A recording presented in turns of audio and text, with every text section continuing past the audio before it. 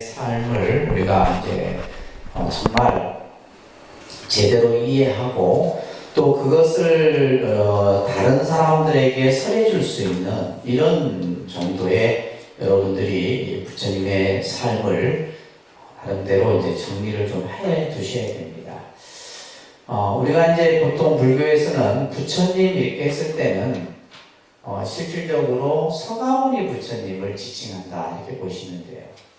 그래서 우리가 아미타 부처님도 계시고 비로자나 부처님도 계시고 그죠? 약사일의 부처님도 계시고 많은 경전상에 등장하는 이제 부처님이 계시지만, 그러니까 불교라는 종교를 창시한 분이 바로 서가모니 부처님이죠, 그죠? 그래서 이제 그분의 아까 우리가 영상에서 봤듯이 그분이 태어나고 고행하시고 출가하고 그다음에 교화하고 그죠? 그 다음에 마지막 열반에 드시는 이런 모습들을 통해서 그것이 단지 그냥 어떤 그 이야기 속에서 나오는 설화나 어떤 신앙의 얘기가 아니라 역사적인 정확한 장소와 기록들이 남아있다는 거죠. 그래서 이제 우리가 부처님 하면 바로 서가모니 부처님을 여러분들이 지칭한다는 것을 먼저 이해를 하시면서, 자, 여러분들 교재 보시게 되면, 그러면 붓다. 우리가 이제 이 붓다라는 말은 실제 이제 우리가 한자로 쓰면 이 중국 사람들이 불타라는 이제 이게 한자로는 불타입니다. 이거를 이제 우리가 표현할 때 뭐라 그래요? 붓다 이렇게. 그래서 이제 이 붓다라는 말을 한자로 표현하면 뭐가 된다? 불타라는 말이 된다. 그래서 우리는 이제 우리 식의 표현은 뭐예요? 부처님 이렇게 되는 거죠, 그죠? 부처님. 그러니까 예를 들면 요것만 이 부처불자로만 얘기하면 뭐가 되는 거예요? 그냥 부처가 되는 거예요, 부처가 되는 거고. 불타가 이제 우리가 이 두 단어를 얘기를 할 때는 부처님 이렇게 되는 거예요. 그러면 이 불이라고 하는 의미는 깨달을 각자를 써서 깨달음이라는 뜻이에요. 깨달음. 그러다가 이제 우리가 여기다가 한자로 이제 농자자를 쓰면 각자 깨달으신 분. 그래서 우리가 이제 깨달으신 분을 우리는 뭐라 그래요? 부처님 이렇게 얘기하는 거예요. 아시겠죠? 이것을 정확하게 여러분들이 이해하셔야 됩니다. 그냥 불이라는 말로만 했을 때는 뭐예요? 그냥 부처고, 우리가 깨달으신 분 이렇게 얘기하면 깨달은 자, 또 진리를 또 눈이 뜨인 자, 뭐 이런 식의 여러 가지 표현들이 있는데 그 의미가 바로 뭐다? 각자다. 그것을 우리는 뭐라 그래요? 붓다라고 합니다. 그래서 우리가 이제 서가모니 부처님을 고타마 붓다 이렇게 표현합니다. 고타마 붓다 혹은 샤카모니 이런 이제 표현들을 이제 여러분들이 기본 과정에서 배우셨어요, 그죠? 자, 이 부처님의 의미를 가장 잘 표현하는 경구입니다. 자, 큰 소리로 한번 같이 따라서 같이 할게요. 나는 일체에 뛰어나고, 이거 외우셔야 됩니다. 이 문구들. 그러니까 나는 일체에 뛰어나고 일체를 안하니 나와 같은 자 없으며 이 세상에서 나와 비교할 자도 없다.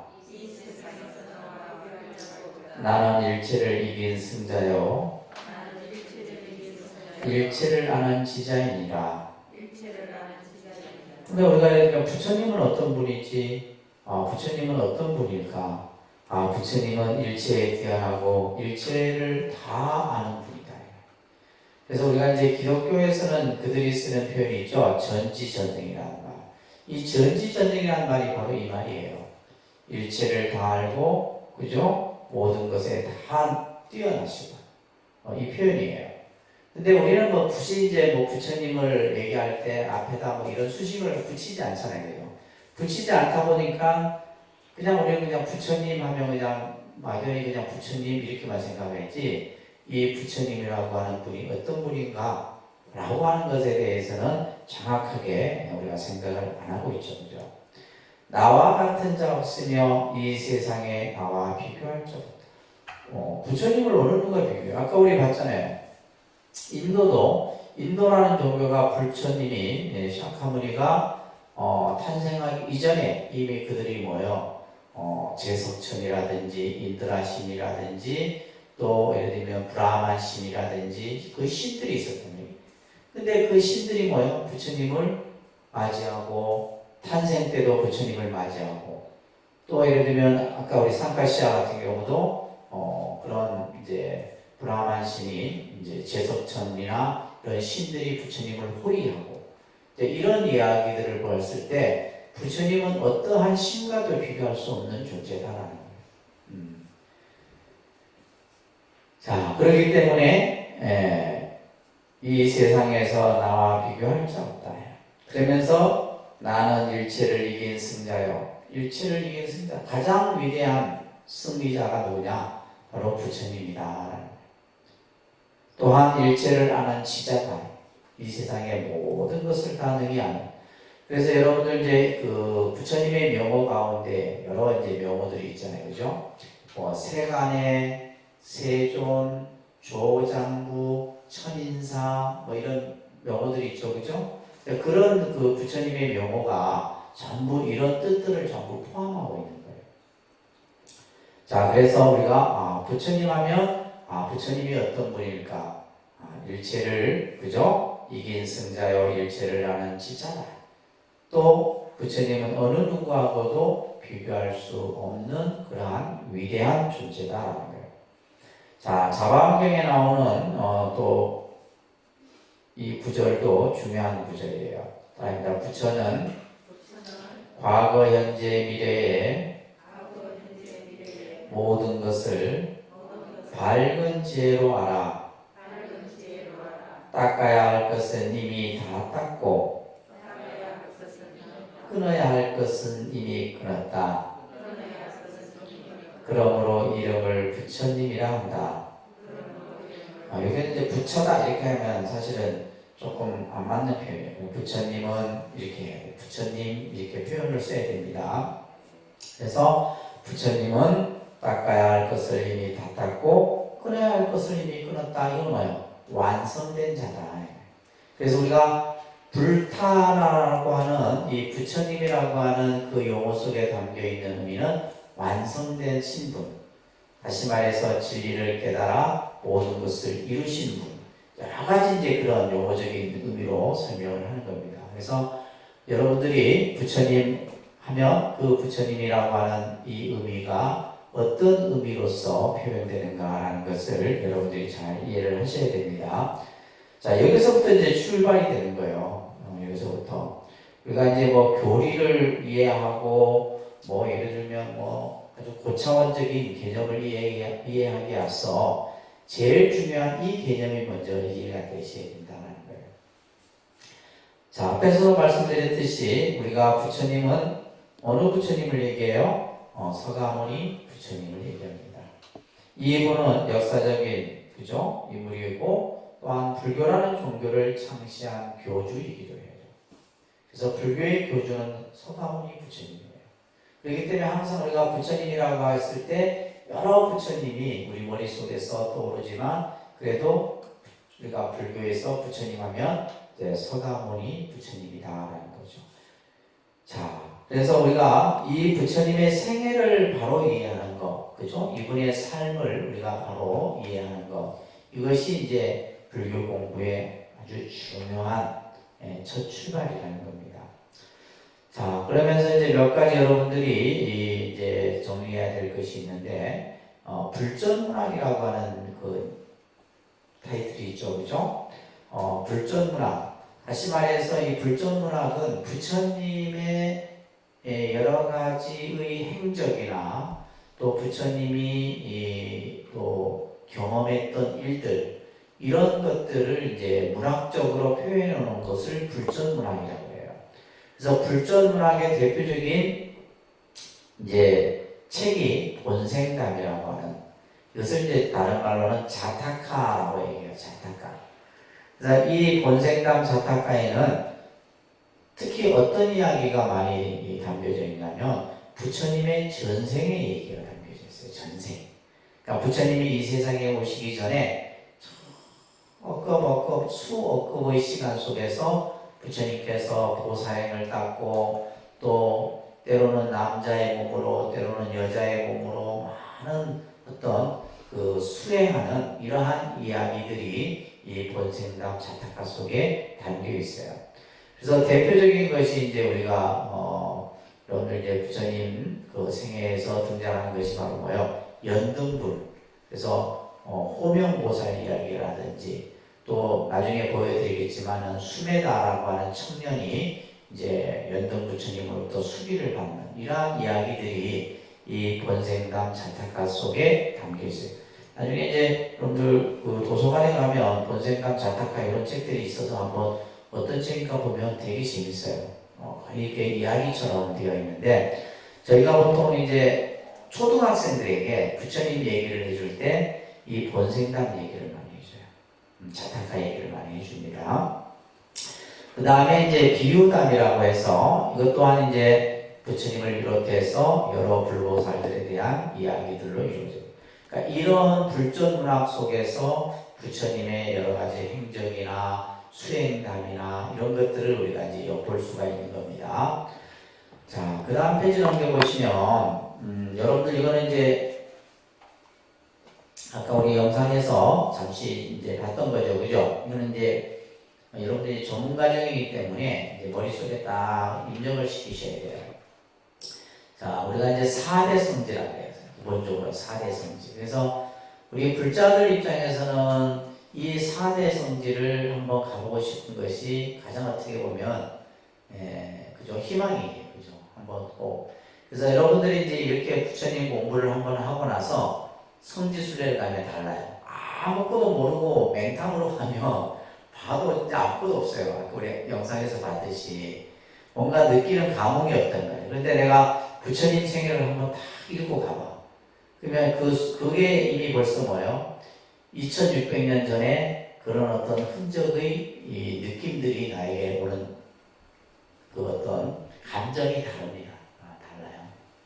그래서 그러니까 저희들 같은 경우는 이제 부처님의 생애나 이런 것들을 많이 공부했을 거 아니에요. 그죠? 그러면 그런 장소에 가게 되면 굉장히 아주 뭔가 이곳이 정말 2600년 전에 부처님이 그죠? 이 세상에 오신 곳이고 처음으로 법을 설한 곳이고 이런 흔적들을 느끼게 돼요. 자, 부처님의 탄생지 따라합니다. 룸비니.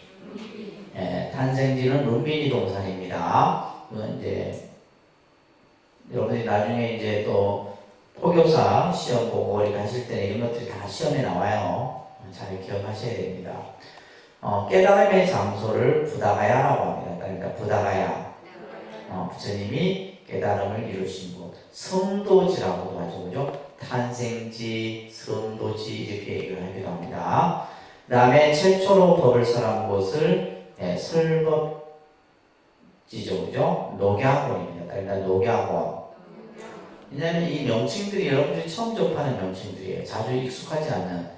그렇기 때문에 자꾸 입으로 따라 하셔야 돼요. 일단 녹야원.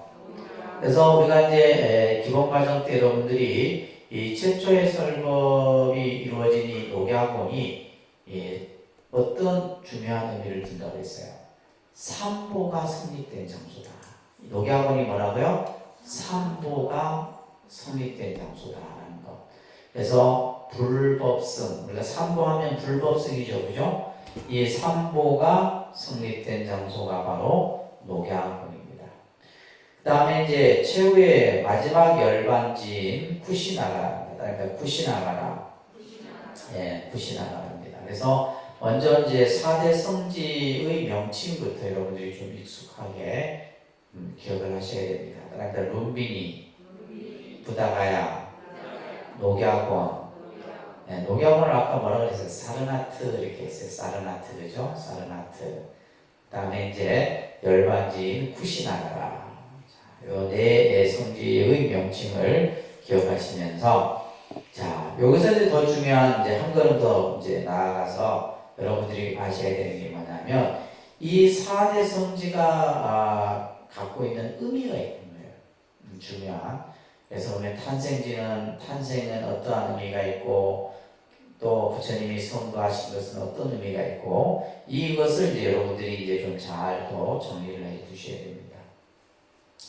자, 부처님의 탄생의 의미는, 자, 부처님이 이 세상에 태어나셨다. 그래서 우리가 이제 부처님 오신 날이다. 이제 우리가 이제 조금, 예전에는 석가탄신일 막 이랬는데, 그죠? 그게 사실은 안 맞는 표현이에요. 그래서 우리가 이제 그 용어도, 그래서 얼마 전에 작년인가 재작년인가 석가탄신일 달력에 이제 예를 들면 석탄일 이렇게 돼 있었거든. 예, 석탄일 돼 있던 걸 우리 종단에서 그 명칭을 바꾸는데도 굉장히 힘들었어요. 행안부까지 막 이렇게 가서 다 그걸 해갖고, 그래서 이제 부처님 오신 날 이렇게 이제 바꾸는 거예요. 공식 명칭을 그렇게 이제 정한 겁니다. 우리나라 같은 경우. 자, 부처님 오신 날, 탄생이죠. 그죠? 자, 우리는 이 부처님이 이 세상에 오셨다라고 하는 것은 결국 뭐예요? 우리에게 뭐예요? 불교라는 종교가 이제 우리에게 어떠한 메시지를 주느냐라고 하는 것을 담고 있는 겁니다. 자, 여러분들이 이 탄생계를 우리가 접했었죠. 그죠? 탄생계, 천상천하, 유아독존, 일체계고, 아담한지라는 부처님이 이 세상에 탄생하시자마자, 그죠? 동서남북 7걸음을 걸으면서 외치셨던 탄생계예요. 자, 그 탄생계에 담겨있는 의미가 뭐라고 그랬어요? 생명의 존엄, 인간의 존엄과 또 인간의 가치를 이제 선포하신 거죠. 왜 그러냐면 부처님이 태어날 그 시대는 뭐예요? 모든 것이 신이 중심이었단 말이에요. 신이 중심이었고, 때로는 뭐예요? 어떤 생명에 대해서 이렇게 막 그냥 뭐 어떤 존엄성이나 이런 것들이 없었던 시대예요. 그런데 이제 부처님이 이 세상에 탄생하시면서 처음으로 외치셨던 말씀이 바로 모든 생명은 다 존엄하다 이 말이에요. 그죠? 그리고 그 생명의 가치를 얘기하셨으며, 또 하나는 자아중심의 세계관을 말씀하십니다. 그러니까 자아중심의 세계관의 반대는 뭐냐면 신중심의 세계관이에요. 그러니까 그 당시는 모든 것이 신을 중심으로 해서 모든 것이 다 만들어지고 신에 의해서 모든 것이 결정되고 이런 어떤 세계관을 가지고 있었는데, 부처님이 오심으로 인해서 뭐요? 그죠? 내 자신. 그죠? 그래서 이 세상의 주인은 누구다? 자기 자신이다. 라고 하는 이런 이제 설법들이 경전에서 나오는 거예요. 그래서 자아중심의 세계관을 부처님께서는 이제, 탄생을 통해서 우리들에게 설해주신 겁니다. 자, 부처님의 깨달음이라고 하는, 이 깨달음이라고 하는 것은 우리가 이제, 불교에 있어서는 가장 중요한 거죠. 그래서 어떻게 보면 불교의 궁극적인 목적은 뭐다? 깨달음의 완성입니다. 불교의 궁극적인 목적은 뭐라고요? 깨달음의 완성이에요. 자, 그래서 이 깨달음이라고 하는, 그래서 우리는 이것을 그냥 한자로 표현하면 뭐라 그래요? 성불 이렇게 표현합니다. 성불. 다시 말해서 뭐요? 부처가 부처님이 부처가 되자는 말이에요. 부처가 되자는 말은 깨달은 존재가 되자는 말이에요. 그래서 누구나가 깨달음의 길을 열어갈 수 있도록 부처님께서 그것을 우리들에게 보여주신 거예요. 그래서 부처님이 수행하시고 고행하시고 하는 그 모든 일련의 과정들이 너희들도 누구나가 깨달음의 길로 나아갈 수 있다는 것. 그래서 이 깨달음의 모습을 통해서 이것은 결국 불교의 궁극적 목적이며 상징성을 담고 있다. 그 다음에 부처님의 초전 법륜은 처음으로 부처님께서 우리 이제 기본과정 여러분들 공부하면서 들었던 내용 중에 이제 뭐예요? 부처님이 깨달음을 얻고 나서 내가 이 법을 설할 것인지 말 것인지 고민을 했었죠. 그때 누가 등장을 해요? 하늘의 신인 브라만 신이 등장을 해서 부처님께 법을 설해줄 것을 청해요. 그러면서 부처님이 이제 중생들에게 중생의 근기에 맞는 법을 설할 것을 이렇게 말씀하시면서 결국 부처님의 진리는 뭐냐면 우리들로 하여금 뭐요? 이 성불에 이르는, 다시 말해서 깨달음을 이루는 길을 우리들에게 설해 주신 거예요. 이것은 또 다른 말로는 뭐냐면 우리들로 하여금 괴로움으로부터 벗어나는 길, 또 다른 말로는 뭐요? 행복으로 가는 길. 이게 바로 뭐냐? 초전불이에요. 부처님께서 법을 선하신 것은 우리들에게 그 진리를 열어 보이신 것은 바로 우리들로 하여금 괴로움으로부터 벗어나고 영원한 행복의 길로 나아갈 수 있도록 법을 설하신 거예요. 그리고 부처님의 열반의 의미는 뭐예요? 열반이라고 하는 것은 모든 번뇌가 다 소멸되어졌다 이런 뜻이에요. 열반을 니르바나라고 이렇게 얘기를 하는데 모든 번뇌가 소멸된 상태를 열반이라고 합니다. 우리가 이제 또 비슷한 말로는 뭐가 있어요? 해탈이라는 말 있죠. 해탈. 해탈은 뭐냐? 속박과 얽매임으로부터 벗어났다 이런 얘기예요. 속박과 얽매임으로부터 벗어난 대자유의 의미가 바로 해탈이고, 열반이라는 것은 모든 번뇌의 불이 다 꺼졌다 이런 뜻이에요. 그래서 부처님의 열반은 뭐냐면 우리들이 어떠한 삶을 살아야 하는 것인지, 그죠? 그래서 궁극에는 뭐요? 누구나 다 열반의 길로, 그 열반이라고 하는 것은 죽음의 뜻이 아닙니다. 부처님께서 육체의 소멸을 열반의 의미로 본 것이 아니라 이 열반은 뭐냐면 영원하고 또 완전한 깨달음의 길을 우리들에게 보여주신 것이에요. 그래서 탄생, 깨달음, 초전법륜, 그 다음에 마지막 열반, 이런 이제 의미들을 여러분들이 이제 앞으로 이 공부를 하시면서 잘 좀 이해를 해 주실 필요가 있습니다. 자, 그 밑에 잠깐 보시면 부처님 당시 인도의 시대적 배경에 대한 내용이 잠깐 설명이 되어져 있는데, 여러분들이 이제 우리가 아까 잠깐 이제 그 영상에서도 봤듯이 인도는 아주 잘 사는 데는 굉장히 잘 삽니다. 우리가 예를 들면 중국도 마찬가지예요. 예를 들면 우리가 이제 옛날에는 참 중국하고 우리나라하고 경제적 이렇게 차이가 컸었는데 지금은 안 그래요. 실질적으로 중국의 인구가 원체 많다 보니까 중국에서 잘 사는 사람, 좀 잘 산다고 하는 사람의 숫자가 우리 전체 한 5천만 정도 된다 그래요. 나름대로 잘 산다. 그러니까 우리가 예를 들면 우리나라 사람이 생각하는 잘 사는 기준하고 또 달라요. 그러니까 인도도 마찬가지예요. 인도도 보면 아주 극빈자들도 있지만은 정말 델리라든지 이런 대도시 같은 데 가면 굉장히, 그래서 특히 이제 인도는 면적도 크고 또 종족도 다양하고 언어도 다양하고 그러면서 특히 이제 여기도 나와 있듯이 인더스 문명이 이제 발생된 곳이에요. 그래서 그러니까 문명이 발생됐다라고 하는 것은 그만큼 그 나라가 가지고 있는 퀄리티가 높다는 겁니다. 그래서 4대 문명이 있잖아요. 그죠? 황하 문명, 그다음에 인더스 문명, 또 무슨 문명이 있어요? 찾아보세요. 그래서 아무튼 이 인도에서의 이 문명이 발생됐는데, 자, 3,500년 전, 교년 15세기 경에 실제 이제 우리가 인도라는 이렇게 지도를 이렇게 그린다면, 실제 이제 이 인도의 원래 원주민은 드라비다라고 하는 드라비다족이었어요. 드라비다인이 원래 이제 인도의 원주민들이었어요. 근데 이제 이 인도를 누가 이제 침략을 하냐면 아리아라고 하는 아리안족이에요.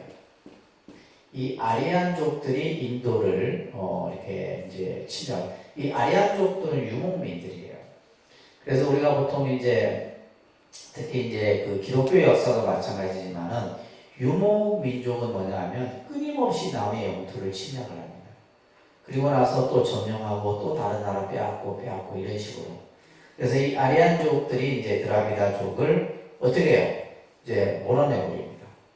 몰아내면서 자기들이 이제 이 인도를 이제 지배를 하게 돼요. 그냥 지배를 한 것이 아니라 이 아리안족들이 이제 이것을 지배하면서 이 아리안족들은 예전부터 신을 숭배했어요.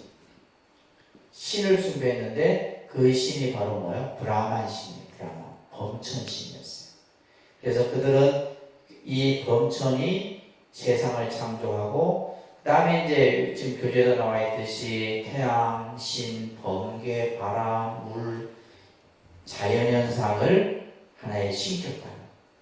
실제 우리도 그랬잖아요. 그죠? 우리도 예를 들면 뭐 고등 종교가 들어오기 오래전에는 우리의 신앙도 자연 숭배 신앙부터 시작이 된 거예요. 그러니까 지금도 우리가 보면 이제 뭐 해, 달, 나무, 돌 이런 데 막 그죠? 우리가 막 기도하고 하는. 그래서 대부분의 나라의 그 종교들을 보게 되면 그 시효는 자연 숭배 신앙부터 시작이 돼요. 그래서 이제 이 아리안족들이 이제 그러한 자연 숭배 신앙을 바탕으로 해서 어떤 문화가 만들어지냐면 제사 문화가 만들어져요. 신에게 제사를 지내는. 그래서 이제 이 제사 문화를 바탕으로 해서 이제 베다라고 하는 성전이 만들어지게 되고 또 그러면서 이 신을 찬양하는 바라문교라고. 그러니까 부처님 당시 때 이 바라문교가 성행했었죠. 바라문교. 그러면서 이러한 자신들의 지배 체제를 확고하기 위해서 만든 것이 바로 뭐예요? 카스트 제도입니다. 무슨 제도요? 이 카스트 제도는 여러분들 꼭 기억하셔야 돼요. 카스트 제도. 그래서 카스트 제도는 이제 신분 계급인데 첫 번째가 브라만이에요. 브라만. 그래서 이제 보통 이것을 바라문 이렇게 하는 거예요. 바라문. 나중에 우리가 이제 이 부처님 생애를 보다 보면 바라문 출신, 그러니까 출신이 바라문 출신이에요. 그러면 이 사람들은 최상위 계급이에요. 그러니까 이들이 하는 역할은 뭐냐면 제사장들이에요. 신에게 제사를 지내고 이런. 그 다음에 이제 두 번째가 왕족 계급인데 왕족 계급을 크샤트리아라고 합니다. 그러니까 크샤트리아. 그렇죠. 발음이 어렵죠. 그죠? 그다음에 크샤트리아. 크샤트리아라고 하는 이제 왕족 계급이에요. 이게 두 번째 계급이에요. 세 번째는 이제 바이샤. 그러니까 바이샤. 그는 평민 계급이었어요. 네 번째는 수드라. 그러니까 수드라라고 하는 이제 이거는 천민 계급이에요. 요 지금 카스트 제도라고 하는 이것이 인도의 문화에 아주 지배적인 영향을 끼칩니다. 그래서 지금도 이제 인도에는 헌법에는 이 카스트 제도가 없지만은 그들이 생활 안에는 뭐가 있어요? 이 카스트 제도가 남아 있는 거예요. 아직까지도. 그래서 예를 들면 이제 막 그냥 인도에서 아주 낮은 그런 일들을 하는 사람들이 대부분 보면 수도라고 해요. 근데 이 사람들은 이 계급이 뭐예요? 결정되어졌다고 생각하는 거예요. 자신에게 결정된 운명이라 생각하는 거예요. 그래서 이거에 대해서 뭐예요? 부모를 원망하거나 그러지도 않아요. 자기 뭐예요? 이 인도인들이 또 가지고 있는 사상 중에 하나가 뭐냐면 업보 사상이에요. 업보 사상. 그러니까 이 업보 사상은 불교가 만들어지기 이전에 이미 있었던 사상이에요. 또 업보 사상과 또 하나가 뭐냐면 윤회 사상. 우리 앞에 배웠었죠, 그죠? 업보 사상, 윤회 사상 이런 개념들이 이 업보 사상이나 윤회 사상은 불교 사상이 아니에요. 불교가 생기기 이전부터 인도의 그러한 문화 속에서 만들어진 거예요. 그러다 보니까 이 지금 예를 들면 수드라 같은 천민 같은 경우는 내 운명이 그렇다고 받아들이는 거예요. 그러니까 어떻게 해요? 내가 지금 다시 현세에서 열심히 살고 착하게 살면 다음 세상은 어떻게 된다? 또 신분 상승이 된다 이 생각하는 거예요.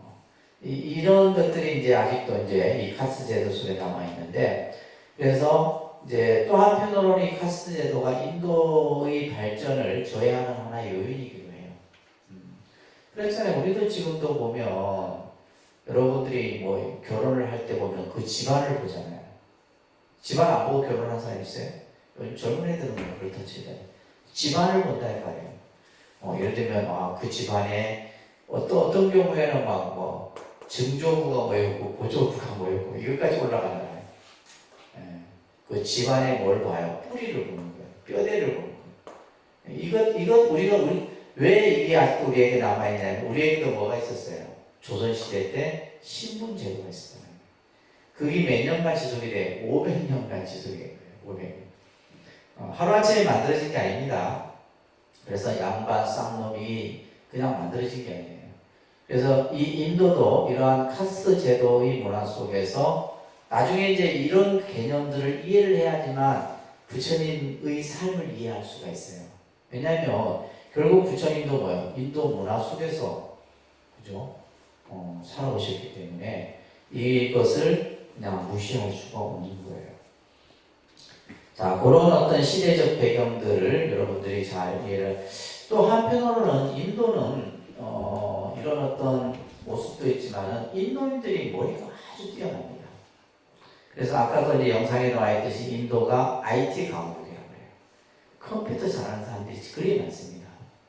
컴퓨터. 그래서 실질적으로도 이제 뭐 미국의 IT 분야를 전부 주도하는 사람들이 인도인들이라고 해요. 그만큼 이제 머리가 아주 명석하고, 또 여러분들 보시게 되면 아주 유명한 사상가, 종교, 명상가 이런 분들이 인도인들이 많아요. 그래서 철학이라든지 또 어떤 천문학이라든지 이런 쪽에서 굉장히 능통하고 이렇게 다양한 그런 모습들이 인도라는. 그래서 인도는 굉장히 매력이 있는 나라입니다. 그래서 인도 여행을 한번 갔다 온 분들은 자꾸 가고 싶다고 하는 나라가 인도예요.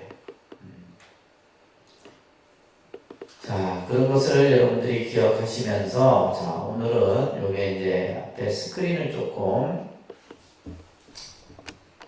보시면서 우리가 좀 공부를 할까 합니다. 자,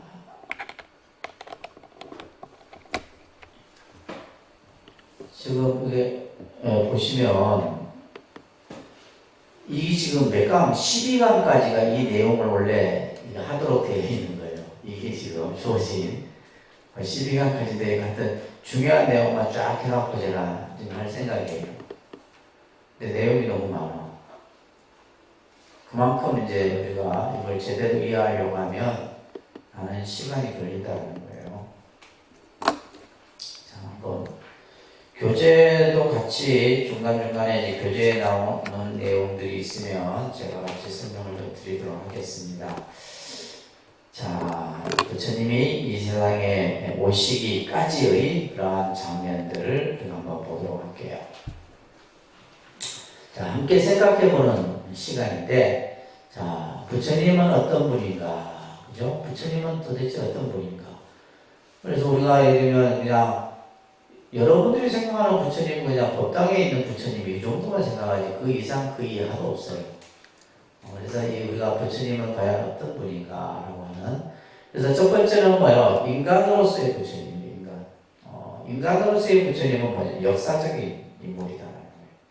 그래서 우리가 아까 역사적인 부분은 뭘 통해서? 역사적 사실을 통해서 그분이 언제 태어나고 무엇을 하고 그 기록들을 통해서 이제 이런 것들은 어떻게 보면 역사학자들, 불교 역사학자들이 이런 것들을 이제 연구하고 하겠죠. 두 번째는 구제자로서의 부처님이에요. 구제. 이거는 어떻게 보면 신앙적 측면이에요. 인류, 우리 인간의 고통을 구제하시기 위해서. 그러니까 서가모니 부처님은 이 세상에 오신 이유가 바로 뭐냐면 중생 구제를 위해서 오신 거예요. 그러니까 부처님이 이 세상에 오신 이유가 뭐라고요? 중생 구제입니다. 중생 구제. 중생을 제도하기 위해서 오신 거예요. 그러니까 이제 또 그런 모습으로서의 우리가 부처님을 생각해 볼 수 있어야 됩니다. 또 하나는 시방 세계에 계시는 부처님. 그렇죠? 서가모니 부처님뿐만이 아니라 아미타 부처님, 그래서 우리가 동쪽에도 부처님이 계시고 서쪽에도 계시고 남쪽에도 북쪽에도 그죠? 상방, 하방, 그냥 통틀어서 그냥 시방. 그래서 여러분들 예불 할 때 그냥 시방 삼세 일체불 이렇게 하는 거예요. 그러면 시방 삼세 일체불 하면 어떻게 돼요? 온 우주에 있는 모든 부처님들을 전부 표현하는 거예요. 자, 그래서 우리가 부처님은 어떤 분인가라고 하는 것을 얘기할 때 바로 인간으로서의 부처님 하면 누구예요? 서가모니 부처님이고, 구제자로서의 부처님 하면 약사열의 부처님이나 아미타 부처님이나 이런 부처님은 구제자로서의 부처님이에요. 또 예를 들면 시방세계에 계시는 많은 부처님이면 과거 부처님, 현재 부처님, 미래 부처님, 동쪽에 계시는 부처님, 남쪽에 계시는 부처님, 그죠? 이런 부처님들이. 자, 그래서 이제 우리가 이 부처님이 어떤 분인가라고 하는 이런 이제 세 가지의 개념 속에서 우리가 왜 부처님의 생애를 알아야 하는가라고 하는 것을 여러분들이 이제 생각을 하시면서, 자, 부처님이 이 세상에 오시기 전에 이런 이야기들이 아까 어디에서 나온다고 했어요? 본생각, 자타카라고 하는 이야기 속에서 나옵니다. 자, 보시면 이제 우주가 만들어지고 파괴되고 이러기를 그죠? 많은 시간을 거치면서 이제 나타나요. 그러던 중에 아주 풍요로운 도시의 대화와띠, 저도 발음이 안 된다. 대화와띠라고 하는 곳에 수메다라고 하는 청년이 있었어요. 수메다라고 하는. 자, 이 수메다 청년은 이런 생각을 알고 있었던 겁니다. 병들고 늙고 죽음으로부터 고통받고 있는 세상을 보면서 자신이 가진 지혜가 한낱 먼지에 불과하다는 것을 깨닫게 돼요. 아주 머리가 명석한 수메다였는데, 그렇지만 결국 뭐예요? 우리가 병들어가고 늙어가고 죽어가고 하는 것에 있어서 자신이 가지고 있는 지혜는 아무것도 그 역할을 할 수 없다는 것을 알게 됩니다. 이때 마침 누가 나타나요? 연등 부처님께서 이 나라에 오시니 모두가 그 부처님께 꽃과 모든 여러 가지 공양을 바치게 됩니다. 이때 연등 부처님이 발길이 가까워졌을 때 수메다도 부처님께 연꽃, 푸른 연꽃 5송이를 부처님께 공양을 올려요. 자, 이 공양을 올리면서 이런 마음을 갖습니다. 저도 당신처럼 부처님이 되게 하소서. 자, 공양을 올리면서 나도 당신과 같은 부처님이 되게 하소서. 하늘이 하늘 아래 모든 세계에서 중생을 건질 수 있는 지혜와 공덕을 갖추게 하소서. 그러니까 지혜와 공덕을 갖춘 분이 바로 누구예요? 부처님입니다. 그렇게 되게 하소서라고. 이건 뭐라 그래요? 우리가 서원이라고 합니다. 뭐라 한다고요? 이런 게 돼야 돼요. 그러니까 여러분들이 부처님께 절에 와서 공양을 올리고 절을 하고 어떤 신앙의 어떤 그 모습 속에서 항상 원을 세워야 돼요. 내가 이 공양을 하나 올리면서도 뭐요? 이 공양의 공덕으로 내 마음에 원을 세워야 돼요. 그랬을 때 그 원이 성취가 되는 거예요. 근데 우리는 뭐요? 그냥 아무 생각이 없어. 그냥 하는 게 다 생각이 없어. 예를 들면 내가 연등을 하나 올리더라도 서원을 세워서 올리고, 내가 인등을 하나 키더라도 부처님께 내가 이 인등을 킴으로써 서원을 세우고, 내가 보시를 하는 데 있어서도 마찬가지고. 이게 종교신앙이지. 근데 우리는 그냥 하는 거예요. 아무 생각 없이. 그러니까 종교심이 생겨요, 안 생겨요? 종교심이 생길 수가 없어요. 그래서 이 수메다라는 청년이 5 연꽃을 부처님께 올리면서 나도 당신과 같은 그죠? 부처님이 되게 하소서. 이렇게 원을 세워요. 그리고는 다시 2송이를 바쳐서 자신에게 푸른 연꽃 7송이를 주었던 여인의 소원을 말합니다. 여인이 이제 소원을 또 말해요. 곱비라는 여인이 세세생생 저의 아내가 되게 하소서. 근데 요 장면이 어떤 장면이냐면 나중에 이제 불교의 그 결혼식이 있어요. 불교 결혼식에. 그래서 이제 신랑 신부가 이렇게 꽃을 주고 받는 요 장면 요걸 근거로 해서 만들어져요. 요거 근거로 해서. 그래서 이제 7송이의 꽃을 이렇게 바치는 이런 이제 얘기들이 나와요. 그때 이 숨에다가 바친 푸른 연꽃 5송이는 부처님 머리 위에 딱 펼쳐지고 2송이는 부처님의 어깨 위에 들이오셨다. 이렇게 나옵니다. 자, 그러면서 부처님이 놀라지 말라. 그대는 과거생에 많은 지혜와 복덕을 쌓은 사람이다. 부처님은 이미 숨에다가 누군지를 다 알고 있어요. 너는 이미 과거에 많은 복과 지혜를 갖춘 사람이다. 그대는 수없는 삶 동안에 슬픔에 잠긴 이들을 위로했고 고통에 울부짖는 이들을 돌보며 보낸 사람이다. 그렇기 때문에 지금과 같은 일이 일어났다. 그렇죠? 부처님께 꽃을 올렸다고 해서 그런 어떤 이적의 현상이 나타날 리가 없잖아요. 근데 수메다라고 하는 이 청년은 이미 그러한 복덕을 다 갖춘 이였기 때문에 그 꽃을 올렸을 때 부처님 머리 위에서 꽃이 펼쳐지고 어깨 위에 들이워지고, 제가 이렇게 해도 뭐 감흥이 별로 없다니. 다들 그냥 의심의 눈초리로 저기 어째 저렇게 되는 거 모르겠어요. 이거 경전을 우리가 좀 믿으면서 보셔야 돼요. 아셨어요? 제가 이거 만들어 놓은 게 아닙니다. 이 경전에 있는 내용을 지금 얘기하는 거예요. 근데 교인들은 잘도 믿더구만. 이 수메다는 이제 부처님의 이제 발 아래 머리를 조아리면서 자신이 입었던 옷으로 땅을 덮고 자신의 머리를 풀어서 나머지 부분을 또 덮어요. 그러면서 수메다가 이곳을 밟고 지나가소서. 오직 부처님만이 그럴 수 있습니다. 얼마나 부처님에 대한 예경이 컸으면 부처님이 이제 길을 지나는데 그 길이 진흙벌이야. 그러니까 자신의 옷을 벗어서 그 진흙을 덮고 또 부족한 부분은 자기의 머리를 풀어서 덮어요. 자, 요 이제 이 그림이 벽화 같은데 그림이 이제 이렇게 이제 나와요. 이게 이제 전생 이야기들을 이렇게 벽화로도 많이 이렇게 표현해 놓습니다. 그러자 부처님께서 연동 부처님께서 100급의 세월이 흐르지. 100급. 100급은 뭐 1급이 몇 년이랬어요? 12억 9,700만 년이 1급이에요. 그러니까 100급은 한없는 시간이 흐른 뒤에 그대는 사바세계에서 샤카무니, 서가모니라 불릴 것이다. 그러니까 이미 서가모니 부처님이 될 것이라는 이것을 뭐라 하냐면 숙이라고 해요. 뭐라 한다고요? 숙이. 미래 부처님에 대한 예언을 하는 거예요. 그래서 법화경 같은 데 보면 전부 이런 얘기예요. 법화경 경전 보게 되면 그게는 보면 가섭에 대한 숙이, 안한존자에 대한 숙이, 이런 숙이에 대한 얘기들이 많이 등장을 해요. 그래서 이 수메다에게 다음 먼 훗날 너는 뭐가 될 것이다? 서가모니 부처님이 될 것이다. 그러니까 이런 얘기들이 한두 가지가 아니에요. 수백 가지, 수천 가지의 이야기가 아까 얘기했던 불전문화 자타카 속에서 그려지고 있는 겁니다. 아시겠죠? 자, 그러면서 이제 우리가 여기에 보면 아까 얘기했던 3세불, 과거불, 현재불, 미래불, 그죠?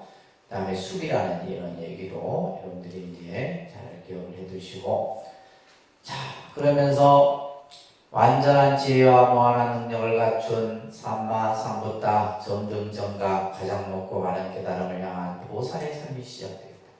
자, 그러면서 이제 이 부처가 되기 전의 단계가 바로 보살의 단계잖아요. 보살의 수행을 통해서 이제 결국 마지막에 부처님이 되시는 거예요. 그래서 이제 많은 시간을 통해서 그게 그 보살행을 억급의 시간을 통해서 보살행을 닦는 이야기들이 쭉 나옵니다.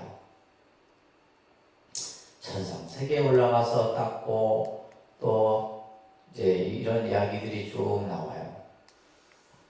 자, 그러면서 이제 이 보살, 이제 우리가 보통 이제 호명보살이라고도 해요. 연등불 이야기에 등장하는 그 보살을 호명보살이라고 해요. 그러니까 호명보살로 있으면서 이제 이 세상에 이제 태어나시게 되는데, 바로 보살은 다음 태어날 곳으로 수미산 남쪽 연구지에 있는 태양의 종족 석가족의 나라 카필라와트, 그죠? 카필라라고 하는 나라로 태어날 것을 정하는 거예요. 그래서 이제 부처님이 이제 저 도솔촌으로부터 이 세상에 오시는 이야기가 이렇게 쭉 전해지게 되는 거예요. 자, 그러면서 우리가 이제 탄생의 장면을 보게 되는데, 자, 여러분들 우리 이제 그 교재 보시게 되면, 자, 요 얘기가 뭐냐면 저 도솔촌으로부터, 그죠? 흰 코끼리를 타고 왕비의 오른쪽 옆구리에 드는 그런 장면이죠. 이것을 도솔레이상이라고 해요. 꼭 외우셔야 돼요. 이 8개의 그림 장면들은 여러분들이 잘 기억을 하셔야 됩니다. 그래서 하얀 코끼리가 6개의 이빨을 황금으로 지장한 하얀 코끼리가, 그죠? 요에 타고 있는 여기 누구예요? 호명보살이에요. 보살이에요. 자, 이 모습으로 이제 왕비가 누워있는 잠을 잠깐 청하는 그 순간에 오른쪽 옆구리로 이제 들어오는 태몽을 보게 되는 거죠. 이게 바로 뭐요? 도솔레이상이에요. 그리고 나서는 이제 왕비가 상기를 느끼자 모든 왕과 신하들이 축하를 합니다. 그죠? 왕자를 잉태하셨습니다. 라는 이런 이제 이야기들이 나오죠. 여러분들 기본 과정 때 한번 배웠기 때문에 기억이 나실 거예요. 이제 자신의 친정, 꼴리아국이라고 하는 친정으로 가는 도중에, 룬비니 동산이라고 하는, 그렇죠? 이 동산에서 잠시 머무르는데, 이때가 기원전 624년, 부처님의 탄생 연도를 BC 624년으로 이렇게 기록을 합니다. 624년. 자, 왕비가 나무 아래를 걷다가 나무 가지를 잡는 순간에 어떻게 돼요? 그게 지금 오른쪽 옆구리로 아기를 낳았다라는 기록이 나와요. 자, 오른쪽 옆구리를 낳았다라는 것은 결국 제가 전에 얘기했죠. 이 브라만 그 카스트 제도라고 하는 이 속에서 인도에서 가지고 있었던 그 범천 신앙 속에서 왕족은 어디로 태어나냐면 신의 오른쪽 옆구리로 태어나요. 그 다음에 브라만은 신의 머리에서 탄생하고, 바이샤는 범천의 무릎에서 탄생하고, 그 다음에 수드라, 천미는 범천의 발바닥에서 탄생한다라고 하는 그런 인도의 신화가 있어요. 그래서 이제 오른쪽 옆구리로 탄생했다는 이 얘기는 왕자의 출신이 뭐다? 크샤트리아 왕족 출신이다라는 거예요. 이제 상징은. 그래서 이제 이런 얘기 듣고 말도 안 되는 소리를 이러면 안 돼요. 이런 의미들을 가지고 다 이렇게 지금 얘기를 하는 겁니다.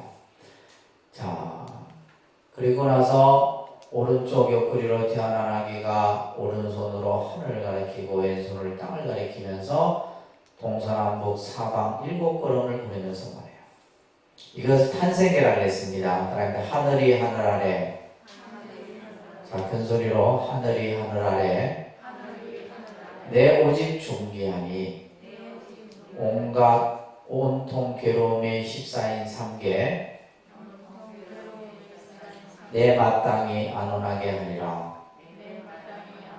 이게 이제 그 유명한 탄생계예요. 그죠? 천상천하 유아독존 일체계고 아담한지라는 탄생계인데, 자, 지금 이 장면은 굉장히 아주 뭐랄까 신비롭게 묘사를 해놓고 있어요.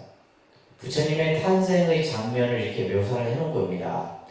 아기가 걸음을 옮길 때마다 연꽃이 땅에서 솟아, 발걸음을 내딜 때마다 땅에서 연꽃이 솟아서 발을 받들었고, 사방에서 몰려든 천신들이 지켜보는 가운데, 하늘의 신들이 다 보는 가운데서 9마리의 용이 따뜻한 물과 차가운 물로 목욕시켰으며, 하늘에서는 꽃비가 쏟아지고 아기의 피부는 황금빛으로 이게 이제 부처님의 탄생 장면이에요. 탄생 장면인데, 그래서 이제 이 탄생 장면을 바탕으로 해서 우리가 이제 부처님 오신 날 뭐래요? 아기 부처님 이렇게 목욕을 시키는 관욕을 하는 거예요. 그래서 물을 정수리에 부어드리는 그것은 바로 이 탄생의 장면에서는 9마리 용이, 우리 아까 이제 그 룸비니 동산 보셨잖아요, 그죠?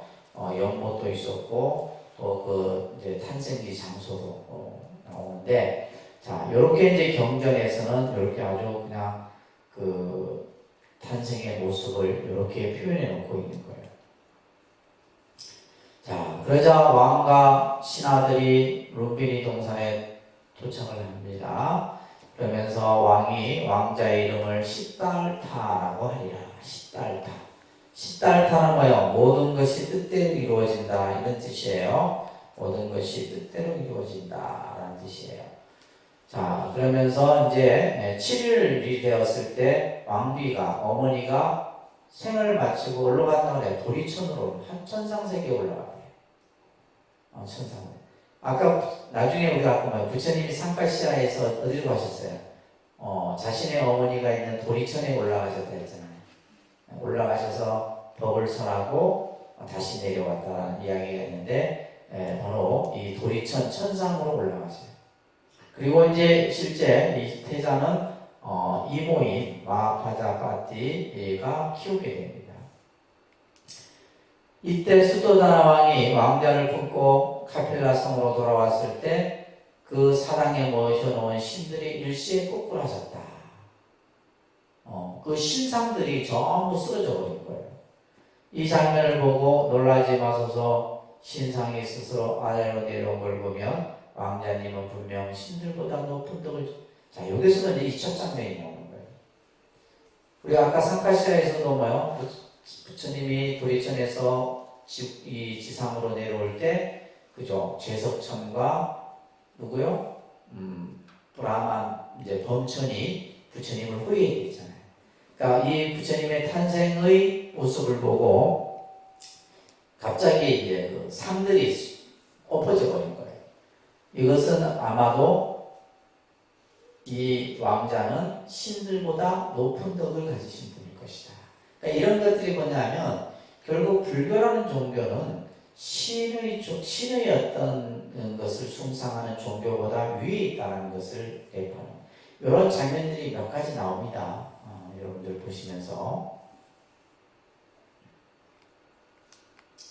자, 뭐 이런 이야기들은 여러분들이 다 하시는 얘기고, 그죠? 자, 그래서 탄생 개성의 의미를 아까 말씀드렸죠, 그죠? 그래서 모든 생명의 존엄성을 천명한 것이고, 또한 중생을 구제하고자 하는 원력의 모습이 이 탄생계의 뜻 속에 담겨 있다라고 보시면 됩니다. 자, 우리가 앞에서 인간으로서의 부처님은 뭐예요? 실제 우리와 같이 인간의 모습으로 이 세상에 오셔서 출가하시고 성도하시고 교화하시고 마지막 열반에 드신 서가모니 부처님을 인간으로서의 부처님이에요. 그런데 구제자로서의 부처님은 뭐냐면, 부처님은 육신은 없어졌지만은 부처님의 법신은 영원하다. 그래서 우리가 예를 들면 과거에도 부처님이 계셨고 현재에도 계시고 미래에도 계시는 거예요. 그래서 부처님은 언제나 우리하고 함께하고 계시고 항상 지혜와 자비로서 중생에게 깨달음과 해탈의 손길을 보내시는 부처님. 항상 중생의 입장에서 중생을 제도하고 중생을 교화하는 그러한 구제자로서의 부처님을 얘기합니다. 이 구제자로서의 부처님은 수명이 무량해. 그리고 또한 뭐예요? 무량광명의 존재임을 얘기하고 있다라고 여러분들이 보시면 되겠습니다. 자, 서가모니 부처님께서는 중생을 구제하기 위해서 이 땅에 화영하신 부처님입니다. 서가모니 부처님은 이 세상에 오신 이유가 바로 뭐예요? 중생을 구제하기 위함이다. 이건 꼭 기억하셔야 돼요. 부처님이 이 세상에 오신 이유가 뭐냐? 중생을 구제하기 위함이다. 그러면서 또 하나가 뭐예요? 누구나가 깨달음을 이룰 수 있다는 것을 우리에게 보여주십니다. 누구나가 다 뭐 할 수 있다, 성불할 수 있다. 그래서 시방 세계에 많은 부처님이 계심을 우리에게 말씀해 주셨고, 그 부처님 중에 아미타 부처님, 비로자나 부처님, 또 약사에게 부처님, 무슨 부처님, 많은 부처님의 모습들을 우리들에게 설해 주신 겁니다. 자, 그래서 앞에서 우리 이제 교재에서 배웠듯이 부처님이 탄생할 당시의 시대적 상황을 보시게 되면, 당시의 인도는 16개의 나라, 부처님이 탄생했을 때는 16개의 나라로 이렇게 나눠져 있었어요. 그 중에서 이제 가장 큰 강대국이 마가다국, 그 다음에 사이국 이런 나라들이었어요. 그러니까 이제 카필라국은 아주 작은 나라였죠. 16개의 강소 이렇게 나라들이 이렇게 병립해 있었던 시대입니다.